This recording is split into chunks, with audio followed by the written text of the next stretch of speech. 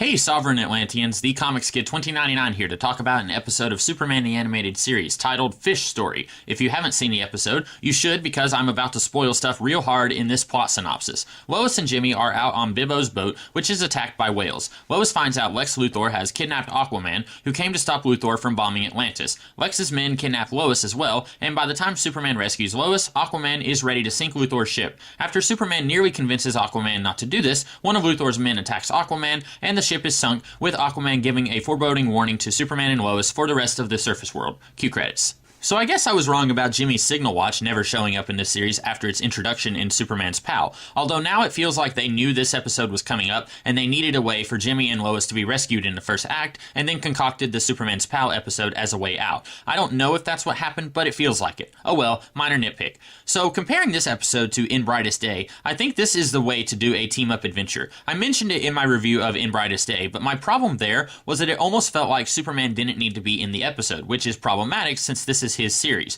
Here, we don't skimp on the Aquaman guest starage, but the main threat of the episode comes from Luthor, who we haven't seen as a main baddie in this series for a while, so that was nice. But if this had been, say, Orm or Black Manta as the main threat, it would have run the risk of being an Aquaman episode that happens to have Superman in it. Sure, you have the episode Speed Demons, which had a Flash enemy causing Superman and Flash to team up, but that worked because the meat of the episode focused on Superman and Flash's rivalry and how much they differed in their approach, which is something In Brightest Day did not do. And I guess this episode could have gone that route too. Lex Luthor calls Aquaman an eco-terrorist, and he's not that far off. Sure, we the audience know why he's doing what he does, but from the point of view of the people of the surface world who don't even know that Atlantis is real, they just see a guy attacking the surface world for no apparent reason. Heck, the only reason I can see that the whales attacked Bibbo's boat was because the plot needed to get Lois and Jimmy into the Aquaman story and couldn't think of another way to do it. But Aquaman's abrasive anti-surface dweller attitude could have foiled against Superman's friendly nature very nicely if they had wanted to. And while this episode is fine, I do wish they had explored that dichotomy a little bit. In fact, Superman and Aquaman don't even interact with each other at all until the last 5 minutes of the episode.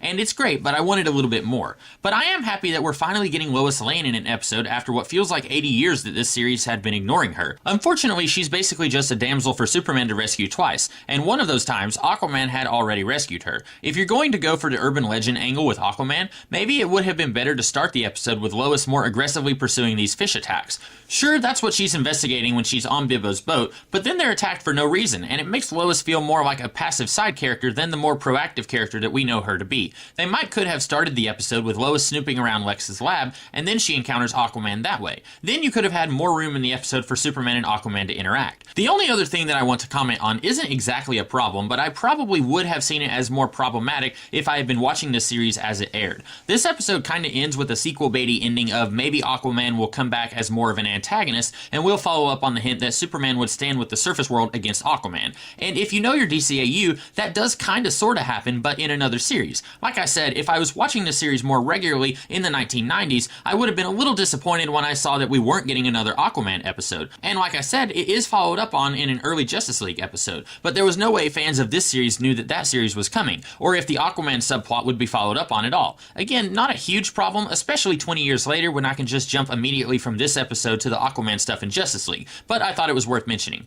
So those are my thoughts on Fish Story, an episode that I thoroughly enjoyed, but I couldn't help but notice several little things that I think could have been tweaked to make it an overall better episode. But what did you guys think of my review and of the episode? If you like them, be sure to subscribe and see what else I do on this channel. And in the meantime, I'll see you guys next week with another video. See you later.